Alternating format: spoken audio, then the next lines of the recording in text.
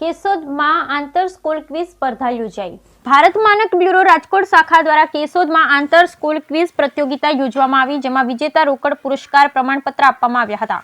કેશોદના bypass Veraval road પર આવેલ new era professor ખાતે ભારત માનક બ્યુરો રાજકોટ શાખા દ્વારા આંતર સ્કૂલ ક્વિઝ પ્રતિયોગિતાનું આયોજન કરવામાં આવેલું। કાર્યક્રમની શરૂઆત BIS રાજકોટ વિભાગના બ્રાન્ચ કન્વીનર શ્રી અભિનવસિંહજીની ઉપસ્થિતિમાં દીપ પ્રાગટ્ય કરવામાં આવેલ હતું। તેમની સાથે સંસ્થાના સંચાલક પ્રો ડોક્ટર પ્રવીણ ગજેરા તથા મહેમાનો તેમની સાથે જોડાયા। આ ક્વિઝ સ્પર્ધા સાંપ્રત સમયની ગતિવિધિ પર આધારિત રાખવામાં આવી હતી, જેમાં હાલના 1 માસના વર્તમાન પત્રમાં આવેલા સમાચાર પર આધારિત રાખવામાં આવી હતી।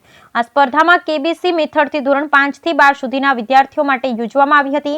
આ સ્પર્ધામાં પ્રથમ ટીમને ₹5000, બીજા નંબરને ₹2500 તથા ત્રીજા નંબરને ₹1100 નો રોકડ પુરસ્કાર તથા પ્રમાણપત્ર સ્પોન્સર તરફથી આપવામાં આવેલ હતો, જેમાં પ્રથમ નંબરે જીયા ભીમાણી, વદર કૃપાલી, જ્યારે બીજા નંબરે ઉપર ધ્વનિ ચુડાસમા અને પરીન અમીન, જ્યારે ત્રીજા સ્થાને હરમન પાલા અને નમ્ર ડોબરિયા આવેલ હતા। ક્વિઝ કોમ્પિટિશનનું સંચાલન ચિંતન પનારા દ્વારા કરવામાં આવ્યું। Bureau report Naresh Ravaliya, Keshod. નમસ્કાર, Jagmalbhai Nandaniya, new era professor academy Keshod.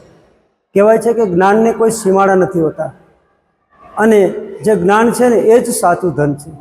બાળકો જનરલ નોલેજ વધારે, છપાવ વાંચે, અન્ય સ્થળેથી પોતાના જીકેમાં વધારો કરે, એવા હેતુ માટે ન્યૂ એરા પ્રોફેસર એકેડમી દ્વારા એક ક્વિઝ કોમ્પિટિશનનું આયોજન કરેલું હતું, જેના સૌજન્ય તરીકે BIS રાજકોટથી અમને સહયોગ મળ્યો છે અને એમના દ્વારા અમે આજે એક ક્વિઝ કોમ્પિટિશન રાખેલી હતી, જેમાં પ્રથમ નંબરને 5000, દ્વિતીય નંબરને 2500 અને તૃતીય નંબરને 1100નો પુરસ્કાર આપેલો હતો। આ ક્વિઝ કોમ્પિટિશન CBSE અને ગુજરાતી બંને માધ્યમમાં રાખેલી હતી અને બંને માધ્યમના વિજેતાઓને આ જ રીતે પુરસ્કાર આપેલા હતા। બાળકો ભણતર સિવાય અન્ય સામાજિક એક્ટિવિટી તેમજ તેમના જ્ઞાનવર્ધક અને તેમના શરીરના વિકાસ માટે જે કંઈ સારી અન્ય પ્રવૃત્તિઓ કરે છે એને પ્રોત્સાહન મળે એ માટે આ શાળા દ્વારા અનેકવિધ પ્રવૃત્તિઓ થાય છે।